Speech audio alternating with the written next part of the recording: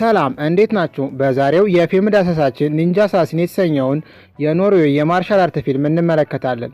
ሌሎች አሪፍ አዳዲስ የፊልም ታሪኮች ሲለቀቁ ቀድመው ለእናንተ እንዲደርሷችሁ ሰብስክራይብ በማድረግ ተቀላቀሉ። ይህንን ቪዲዮ ላይክ በማድረግ ጀምሩት። እስከ ዛሬ በዚህ ቻናል የተለቀቁ ሌሎች የፊልም ታሪኮችን ዲስክሪፕሽን ቦክስ ላይ ሊንካቸውን በመጫን መመልከት ትችላላችሁ። አብራችሁኝ ቆዩ። ፊልሙ የሚጀምረው ንብረትነቱ በብዙ ነገር ልምድ ያለው የአንድ ሽማግሌ የንቅሳት ወይም የታቶ ሱቅ ውስጥ ነው። ይህ ሽማግሌ በወጣት ወንበዴዎች ቡድን ውስጥ ይሰራል። እናም አንድ ቀን አንድ ተላላኪ ሰው በጥቁር አሸዋ የተሞላ ፖስታ ወደ እነሱ ያመጣል። ሌሎቹ ወንበዴዎች የዚህን ጥቁር አሸዋ ሚስጥር ባያውቁትም ሽማግሌው ግን የሆነ ነገር ስለገባው በድንጋጤ ደርቋል። ይህ ጥቁር አሸዋ በዓለም ላይ ጨካኝና ገዳይ የሆኑትን ኒንጃ የተባሉ የሰዎች ቡድን መምጣትን የሚያመለክት እንደሆነ ገለጸላቸው። ሽማግሌው እነዚህ ኒንጃ በመባል የሚታወቁትን ገዳይ ቡድኖች ከረጅም ጊዜ በፊት ስላገኛቸው ምን ያህል አደገኛ እንደሆኑ ለማወቅ የመጀመሪያ ልምድ አለው። ሽማግሌውንም ሌሎቹ ወንበዴ ጓደኞቹ ፈሪ ብለው ሲጠሩት ከዚህ በፊት በኒንጃ ጥቃት ምክንያት በደረቱ ላይ ያለውን መጥፎ ጠባሳ ያሳያቸዋል። ልቡ በደረቱ በቀኝ በኩል ሆኖ ስለተወለደ ዛሬ ድረስ በሕይወት እንዲኖር ብቸኛው ምክንያት ነው። እናም በድንገት የአንድ ሰው ጭንቅላት ለሁለት ተሰንጥቆ በየቦታው ደም ሲረጭ እናያለን። ከዚያም አንድ ሽቦ ከጣሪያው ላይ ይወርዳል እና አንድ ሰው ወደ ላይ ይጎትታል። ወደ ኋላ ሲወረውር አንጀቱ ብቻ ወደ መሬት ይደርሳል። ኒንጃዎች በጥላ ቦታ ውስጥ ተደብቀው ይቆያሉ እና የሰዎችን አካል በአንድ ጊዜ ይቆርጣሉ።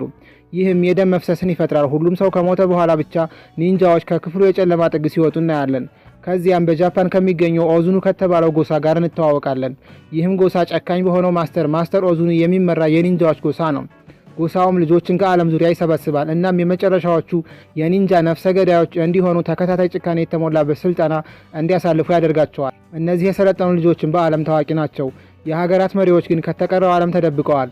100 ፓውንድ ወርቅ ለዚህ ጎሳ የሚያቀርብ ማንኛውም ሰው እነዚህን የሰለጠኑ ገዳዮች ቀጥሮ የፈለገውን ሰው ማስገደል ይችላል። የኦዙኑ ጎሳ ከ100 ለሚበልጡ ዓመታት ከጀርባ ሆኖ እየሰራ ሲሆን ከሩሲያው ፕሬዝዳንት፣ ከጃፓኑ ጠቅላይ ሚኒስትርና ከሌሎች በርካታ ከፍተኛ ባለስልጣናት ሞት ጀርባ እጁ አለበት። ስለነሱ የሚያውቅ ማንም ሰው እነሱን መጋፈጥ በጣም ይፈራል።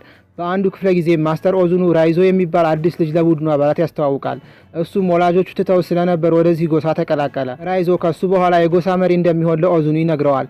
ከተጠበቀው የተነሳ ስልጠናው ለራይዞ ከባድ ነው። የ10 ዓመት ልጅ በነበረበት ጊዜ ስህተት ሲሰራ ከሚቀጣው ቅጣት የተነሳ በመላው ሰውነቱ ላይ ጠባሳዎች አሉ። አንድ የኒንጃ ባል ሊኖረው ከሚገቡ አስፈላጊ ባህሪ አንዱ ተደብቆ የመቆየት ችሎታው ነው። ራይዞ በተንጣለለ የእንጨት ወለል ላይ እንዲራመድ ይደረጋል። ነገር ግን ድምጽ ያወጣል። እግሩ ኪዮት ሾጌ በሚባል መሳሪያ ተቆርጧል። ማታ ላይ በህመም ምክንያት መተኛት አልቻለም። ከዚያም አንድ ሴት ልጅ በቁስሉ ላይ ቅባት ስትቀባው በህይወት ውስጥ ለመጀመሪያ ጊዜ ደግነትን ይመሰክራል። ስሟ ኪሪኮ ትባላለች። እናም እሷ ቀጣዩ ኒንጃ ናት። ልጆቹ ምንም አይነት ስሜት እንዳይኖራቸው ይማራሉ። ነገር ግን ኪሪኮ እንደዛ አይደለችም። ጎሳው የሚያደርገውን ጥቃትና ግድያ አትቀበልም። ጊዜው በፍጥነት ያልፋል። ሁለቱም ራይዞና ኪሪኮ አብረው ያድጋሉ። አይነጋገሩም፣ ነገር ግን ሁልጊዜ አንዱ ለሌላው ይረዳዳሉ። ራይዞ አሁን ኦዙኑ በህይወቱ ካሰለጠናቸው ምርጥ ኒንጃዎች አንዱ ሆኗል። ሆኖም ሲኒየሩ ከሆነው ታኬሺ ከሚባለው ኒንጃ ጋር ባደረገው ፍልሚያ በተጋጣሚው ፋውል ታክቲክ ምክንያት ተሸንፏል። ማስተሩ ይፈቅድለታል። እናም በምትኩ ራይዞን በደካማነቱ ይወቅሰዋል። በራይዞ ላይ በጣም የሚያሰቃይ ጣትን የመግፋት ዘዴን ይጠቀማል።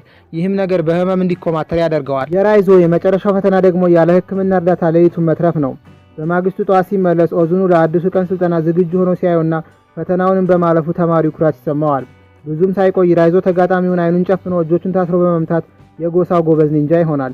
ኪሪኮ በእሱ ትኮራለች። ነገር ግን በሌላ በኩል በኦዙኑ የአሰራር ዘይቤ ትበሳጫለች። እሷ ብዙ ጊዜ የጎሳውን ትንንሽ ህጎች ችላ ትላለች። እናም በራይዞ ማስጠንቀቂያ ትሰጣለች። መሪው ካወቀ ልቧን ይወስዳታል ብሎ ፈርቷል። ነገር ግን ኪሪኮ ልቤ ከራይዞ ጋር ስለሆነ በጭራሽ ሊሰረቅ አይችልም ትላለች። በስልጠናው ክፍለ ጊዜም ተጋጣሚውን በቢላ እንድትጎዳ ትጠይቃለች። ኪሪኮም ይህንን ማድረግ ሳትችል ስትቀር ኦዙኑ ፊቷን ቆርጦ ወደ ጎጆ ውስጥ ጣላት። ራይዞ እሷን ለማግኘትና ውሃ ያጠጣ ሾልኮ ሄደም። ከጥቂት ቀናት በኋላ ዝናባማ በሆነ ምሽት ኪሪኮ ከዚህ ቡድን ለማምለጥ ግድግዳ ላይ ተወጣለች። እናም ራይዞን አብሯት እንዲያመልጥ ጠይቀዋለች። ነገር ግን እሱ እዚያ ታዋቂ ስለሆነ ለጎሳው ታማኝ መሆን ስለፈለገ መቆየትን ይመርጣል። በመጨረሻም ኪሪኮ ተይዛ እንድትገደል ተዘጋጅታለች። የእነሱ ሲኒየር የሆነው ታኬሺ ሁሉም ሰው በፊት በልቧ ሰቀላት። በዚያው ቀን ራይዞ የተወሰነ የሰውነት ክፍሉ አብሮት ይሞታል። ነገር ግን አሁንም ለጎሳው ታማኝ ሆኖ ለመቆየት ወሰነ። ትዕይንቱ ከጥቂት ዓመታት በኋላ በበርሊን የአውሮፓል ዋና መስሪያ ቤት ውስጥ ይወስደናል። የፎረንሲክ ተመራማሪ የሆነችው ሚካ ስለ ጎሳው መኖር ማስረጃ አግኝታለች። መረጃውን ምን ያህል አደገኛ እንደሆነ ስለማታውቅ በስራ ቦታዋ ሲኒየሯ ለሆነው ማስሎ ታሳየዋለች። እናም እሱ ምሁራኖች ብቻ የሚያውቁት ሚስጥራዊ የኒንጃ ድርጅት እንዳለ ለማመን ፈቃደኛ አልሆነም። ነገር ግን ሚካ ከዓለም አቀፍ መሪዎች የገንዘብ እርዳታና በብዙ ታዋቂ ሰዎች ሞት መካከል ያለውን ግንኙነት የሚያረጋግጡ ሪፖርቶችን ታሳየዋለች። ማስሎ አሁን ጉዳዩ ትኩረቱን ስቦታል። እናም በጉዳዩ ላይ የበለጠ ለማጣራት ወሰነም። ውሎ አድሮም ከፍተኛ ደረጃ ያለው የኬጂቢ ወኪል የሆነው ሳባቲን ከዚህ ቀደም ተመሳሳይ ሪፖርቶችን እንዳቀረበ ደርሰውበታል። ነገር ግን በስራው እውቅና ማግኘት ሲጀምር ተንኮለኛ ነው ተብሎ ከስልጣኑ ተባረረ። በመጨረሻም ተገደለ። ከዚያም ራይዞ በበርሊን ከተማ ውስጥ ለልዩ ተልእኮ በተጨናነቀ አፓርታማ ውስጥ እንደሚኖር እናያለን። ማስተሩ እንዳስተማረው በየማለዳው ይሰለጥናል። አንድ ቀን በአካባቢው ወደሚገኝ የልብስ ማጠቢያ ቤት ሄዶ አንድ ሴት አገኘ። እሷ ተግባቢ ትመስላለች፣ ነገር ግን ወዲያውኑ ኒንጃ እንደሆነች አወቀ። ሁለቱም እርስ በርሳቸው ተፋጠጡ እና ከባድ ውጊያ ውስጥ ገቡ። ከትንሽ ቆይታ በኋላ ከመታጠቢያ ማሽኑ ውስጥ ደም ሲፈስና የሴት ልጅ አካል በውስጡ ሲሽከረከር እናያለን። ይህ በእንዲህ እንዳለ ሚካ ምርመራዋን አንድ እርምጃ ወደፊት ወሰደች። እናም ስለዚህ ጎሳ በማውራቱ የተገደለውን የቀድሞ ወኪል ሚስቱን ለማግኘት ሄደች። ሴትዮዋ ባሏ ጠንካራና ደፋር ሰው እንደነበር ገለጸች። ነገር ግን ካጋጠመው ችግር በኋላ ሁሉም ባህሪው ተለውጧል። በጣም ፈሪ ከመሆኑ የተነሳ እያንዳንዱ በርና መስኮት ቢያንስ 2 መቆለፊያዎች ነበሩት። እናም እያንዳንዱ የቤቱ ጥግ ጥሩ ብርሃን ነበረው፣ ምክንያቱም ኒንጃዎች ጥላ ቦታ ስለሚወዱ ለጥላው ምንም ቦታ አልተውም። ስለዚህ ኒንጃዎች መደበቂያ ቦታ የላቸውም። ነገር ግን በመጨረሻ አንድ ቀን ምሽት መብራት ጠፍቶ ተገደለ። የሚቀጥለው ቀን በስራ ላይ አንድ ከፍተኛ ባለስልጣን ለግምገማ ወደ ሚካ ቢሮ ይመጣል። እናም እሷን በሚስጥር የሚከታተል ሰላይ እንደሆነ ግልጽ ነው፣ ምክንያቱም ሰዎች ስለ እሷ ጀግንነት ብዙ ስለሚያወሩ ነበር። በዚያ ምሽት ሚካ በጥንቃቄ ወደ ቤቷ ተመለሰች። ነገር ግን በጠቅላላው ብሎክ ላይ የኤሌክትሪክ መቆራረጥ እንዳለ አወቀች። እናም እሷ በጨለማው አፓርታማ ውስጥ ትገባለች፣ ነገር ግን በኒንጃዎች ትጠቃለች። በሚገርም ሁኔታ ሌላኛው ኒንጃ ህይወቷን አትርፎ ገዳዮቹን ገደላቸው። ይህንንም ያደረገው ራይዞ እንጂ ሌላ ሰው አልነበረም። ሌላኛው የፊልሙ ክፍል እንደሚያሳየን ጎልማሳው ራይዞ የመጀመሪያ ግድያውን ለማጠናቀቅ በተልእኮ ላይ ነው። ኃይሉን ሁሉ አውጥቶ ኢላማውን በአሰቃቂ ሁኔታ ይገድለዋል። ከተልእኮ በኋላ የተቀረውን ጎሳ ለማግኘት ወደ ጣሪያው ይመጣል። ማስተር ኦዙኑ በራይዞ እንደሚኮራና የበለጠ የቅርብ ሰው እንደሚያደርገው ተናግሯል። በድንገትም ራይዞ ፊትና አይን በሚቆርጠው ኪዮት ሾጌ በተባለው ነገር ይመታዋል። ጓደኛው የሆነው ሌላኛው ኒንጃም አጠቃው። እናም ክፉኛ ከገዳው በኋላ ከህንጻው ላይ ገፋው። ራይዞ በውሃው ውስጥ በማረፍ በግድ ተረፈ። ከዚያ ካገገመ በኋላ ሁሉንም የኦዙኑ የግድያ ሙከራዎች ለማስቆም ጣልቃ በመግባት በጎሳው ላይ እየሰራ ነው። ቀደም ሲልም የሚካን ህይወት አድኗል። ኒንጃዎች እነሱ ለመከታተል ልዩ የማሽተት ዘዴ ስለሚጠቀሙ ልብሳቸውን በመቀየር ወደ ሆቴል መኪና እየነዱ ሄዱ። ያንን ተከትሎ ለማስሎ ደውላ ከራይዞ ጋር እንደሆነች ነገረችው። እናም ራይዞ እይታ ውስጥ እንደገባ በፍጥነት እንዲያዝ ተጠየቀ። ራይዞ ዋና ተቀናቃኛቸው እንዳልሆነ ያውቃል፣ ነገር ግን ለህይወቱ ሲል ትዕዛዙን ማክበር አለበት። እናም ሶስታቸው በእቅዱ ላይ ስለሚቀጥለው እርምጃ ለመወያየት ሲገናኙ ራይዞ በፖሊስ ተከቦ ይያዛል። ወደ ድብቅ ክፍልም ተወሰደ። በብቸኝነት በእስር ቤት በሰንሰለት ይታሰራል። ሚካም ማስሎ ተስፋ በመቁረጥ ስሜት እንዳሰረው አወቀች። አሁንም ራይዞን ለመልቀቅ ፈቃደኛ አልሆነም፣ ምክንያቱም እሱ በእስር ቤቱ ውስጥ ከሁሉም የበለጠ ደህንነቱ የተጠበቀ መሆን ስላለበት ነበር። ማታ ላይ ሚካ ወደ ራይዞ ሄዳ ውሃ ሰጠችው። ራይዞ ገዳዮቹ በማንኛውም የሴኮንዶች ሽርፍራፊ እዚህ ሊገኙ እንደሚችሉ ለማሳወቅ ሞክሮ ነበር። እናም ሚካ ይህንን አውቃ ማስሎውን ለማስጠንቀቅ ትሞክራለች፣ ነገር ግን በጣም ዘግይታ ነበር። መብራቶቹ በድንገት ይጠፋሉ። እናም ኒንጃዎች ከጥላ ውስጥ ይወጣሉ። ፖሊሶቹ ዘመናዊ መሳሪያ ቢታጠቁም በኒንጃዎቹ ላይ ግን ደካማ መሆናቸው ተረጋግጧል። ሚካ ራይዞ ከመገደሉ በፊት የእጆቹን ሰንሰለቶች ትፈታለታለች። ኒንጃዎች ጋርም ይገጥማል። እናም ሁለታቸውንም ማዳን ስለማይችል ሚካን እንድትሸሽ ነገራት። ራይዞ የኦዙኑ ጎሳ እስካሁን ድረስ ካጋጠማቸው ምርጡ ተማሪ ነው። አሁንም ከብዙ የኒንጃዎች ቡድን ጋር መግጠም ለእሱ ከባድ ነው። በመጨረሻ እሱና ታኬሺ መንገድ ላይ ደረሱ። ታኬሺ የራይዞን ህይወት ለመጨረስ ሰይፉን አነሳ፣ ነገር ግን ሚካ በትክክለኛው ሰዓት ደርሳለች። ታኬሺን በመኪናዋ አገጨችው። ከዛም ራይዞን ወደ ሆቴል ታመጣዋለች። ምንም እንኳን ከባድ ጉዳት ቢደርስበትም ወደ ሐኪም ለመሄድ ፈቃደኛ አልሆነም። ራሱን ስቶ እያለ ከጎኑ ተቀምጣ ታወራዋለች። እሱ ህይወቷን አትርፏት ነበር፣ ግን እሷ ከጎኑ ስላልነበረች ይቅርታ ትጠይቀዋለች።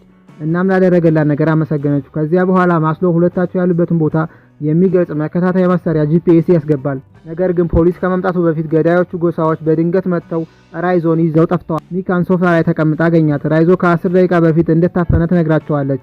በጎሳው መሰረትም ራይዞ በማስተር ኦዙኑ ፊት እንዲቀርብ ተደርጓል። እናም ራይዞ ይቅርታ እንዲጠይቅ የመጨረሻ ድል ተሰጠው፣ ነገር ግን ፈቃደኛ አልሆነም። ኦዙኑ ተቆጥቷል፣ ምክንያቱም የሆነ ቀን ራይዞ እሱን እንደሚተካው ተናግሮ ነበር። እናም የጎሳ ማስተርነት ቦታዬን ሊወስድብኝ ነው ብሎ ስላሰበ ነበር። ራይዞን ኪሪኮ በተገደለችበት ቦታ ላይ እንዲቆም ያደርገዋል። ራይዞ ጣትን በመታሸት ቴክኒክ 3 ጊዜ ይመታል። ብዙ ሰዎች በቴክኒኩ ቢሞቱም ራይዞ ግን ደም ይተፋል። እናም ሲተፋ የዋጠው የቦታ መጠቆሚያ ጂፒኤስ አብሮ በመምጣት ጎሳውን ለእይታ ያጋልጠዋል። ኒንጃዎች ከማየታቸው በፊት ሚካ ሙሉ የፖሊስ ኃይል ጋር ወደ ግቢው ገብተው ከፍተኛ ውድመት አደረሱ። ብዙ ኒንጃዎች በፈንጂዎች ይገደላሉ። ስለዚህ አሁን በጨለማ ውስጥ መደበቅ ብሎ ነገር አይሰራም። በቀጠለው ጦርነት ከሁለቱም ወገኖች ብዙ ሰዎች ተገድለዋል። ራይዞን ደግሞ ታኬሺና ጎሳዎቹ ገጥመውታል። ምንም እንኳን ውጊያው ፍትሃዊ ባይሆንም ሁሉንም ኒንጃዎች ገድሎ የታኬሺን ጥቃት ይጠብቃል። ከዚያም ሁለቱ በሙሉ ኃይላቸው ሲዋጉ ራይዞ በመጨረሻ አሸነፈም። የታኬሺ እጅና እግር እንዲሁም በመጨረሻ አንገቱ ተቆርጧል። አሁን ራይዞ ሊገጥመው የሚገባው ብቸኛው ሰው የቀድሞውን ማስተር ኦዙኑን ነው። ሰዎች ውጭ ላይ ሲሞቱ ሽማግሌውን በክፍሉ ውስጥ በእርጋታ ተቀምጦ አገኘው። ማስተሩን በቀጭኑ አየር ውስጥ በመጥፋት ከራይዞ በስተጀርባ ካለው ጥላ ውስጥ በመውጣት ችሎታውን ያረጋግጣል። በመግፋት ብቻ ራይዞን ወደ ሌላኛው ክፍል ላከው። ከዚያም ሁለቱም ሰይፋቸውን አውጥተው ኃይለኛ የሰይፍ ጦርነት ገጠሙ። ኦዙኑ ራይዞን አባትህ ነኝ በማለት ይቅርታ እንዲጠይቅ ሌላ እድል ሰጠው። ነገር ግን ራይዞ የማንም ልጅ እንዳልሆነ በመናገር ኦዙኑን ከገደለ በህይወቱ ለመጀመሪያ ጊዜ የእፎይታ እስትንፋስ እንደሚያገኝ ነገረው። ይህንን ከተባባሉም በኋላ ሁለቱም ይዘላሉ። ነገር ግን ኦዙኑ እንደገና ጠፋ። በድንገት ሚካ ራይዞን ለመርዳት ተስፋ በማድረግ ወደ ክፍሉ ገባች። ሆኖም ኦዙኑ ከጥላ ውስጥ እንደገና ታየ። እናም እሷን በደረቷ በኩል በሰይፍ ወጋት። ራይዞ ተመሳሳይ ዘዴ እስከሚጠቀምና ሰውነቱን ከጥላው ላይ ደጋግሞ እስኪያላቅቅ ድረስ የውጊያው የበላይነት በኦዙኑ ላይ ይወድቃል። በመጨረሻም ኦዙኑ ትከሻውን በሰይፍ ተመቶ ይሞታል። ራይዞ ሚካን ወደ ውጭ አመጣት። እናም የሕክምና ባለሙያዎች ረድተዋታል። እሷም እንዲሁ ልቧ በደረቷ በቀኝ በኩል ሆኖ ስለተወለደች ሰይፉ ደረቷን ቢወጋትም ልቧን ስላላገኘው መትረፍ ችላለች። በመጨረሻው ትዕይንት ላይም ኪሪኮ ዘላ ልታመልጥ እንደነበረው ሁሉ ራይዞም ከአካዳሚው ግድግዳ ላይ ዘለለም። ፊልሙም እዚህ ላይ ያበቃል። ሌሎች አሪፍ አዳዲስ የፊልም ታሪኮች ሲለቀቁ ቀድመው ለእናንተ እንዲደርሷችሁ ሰብስክራይብ በማድረግ የዚህ ቻናል አባል መሆን ትችላላችሁ። ይህንንም ቪዲዮ ላይክ በማድረግ ለሌሎች እንዲደርስ አድርጉ። ከዚህ በፊት በዚህ ቻናል ላይ የተለቀቁ ሌሎች የፊልም ታሪኮችን ዲስክሪፕሽን ቦክስ ላይ ሊንካቸውን በመጫን መመልከት ትችላላችሁ። ሰላም።